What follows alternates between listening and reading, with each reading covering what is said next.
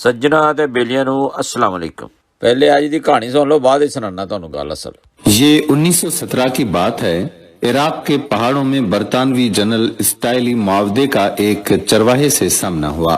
General मुआवदे चरवाहे की तरफ मुतवज्जा हुए और अपने मुतरजम से कहा कि जनरल तुम्हें 1 पाउंड देगा, बदले में तुम्हें अपने कुत्ते को ज़िबह करना होगा। कुत्ता चरवाहे के लिए बहुत अहम होता है। ये उसकी बकरियां चराता है, दूर गए रेवड़ को वापस लाता है, दरिंदों के हमलों से रेवड़ की हिफाजत करता है, लेकिन पाउंड की मालियत तो आधा रेवड़ से भी ज्यादा बनती है। चरवाहे ने ये सोचा, उसके चेहरे पर लालची मुस्कुराहट फैल गई। उसने कुत्ता पकड़ लिया और जनरल के कदमों में ज़िबह कर दिया। जनरल मुआवदे ने चरवाहे से कहा, अगर तुम इसकी खाल भी उतार दो, मैं तुम्हें 1 और पाउंड देने को तैयार हूँ। चरवाहे ने खुशी खुशी कुत्ते की खाल भी उतार दी। जनरल मुआवदे ने कहा, मैं मजीद 1 और पाउंड देने के लिए तैयार हूँ, अगर तुम इसकी बूटियां भी बना दो। चरवाहे ने फौरी ये ऑफर भी कबूल कर ली और बूटियां बना डाली।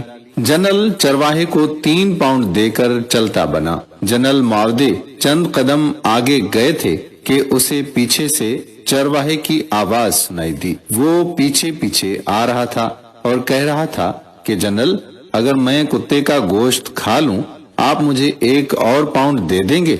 जनरल ने इनकार में सर हिलाया कि मैं तुम्हें नफ्सियात और औकात दिखाना चाहता था। तुमने सिर्फ 3 पाउंड के लिए अपने मुहाफिज और दोस्त को कत्ल कर दिया, इसकी खाल उतार दी, इसके टुकड़े टुकड़े कर दिए और चौथे पाउंड के लिए उसे खाने के लिए भी तैयार हो, और यही चीज मुझे यहाँ चाहिए।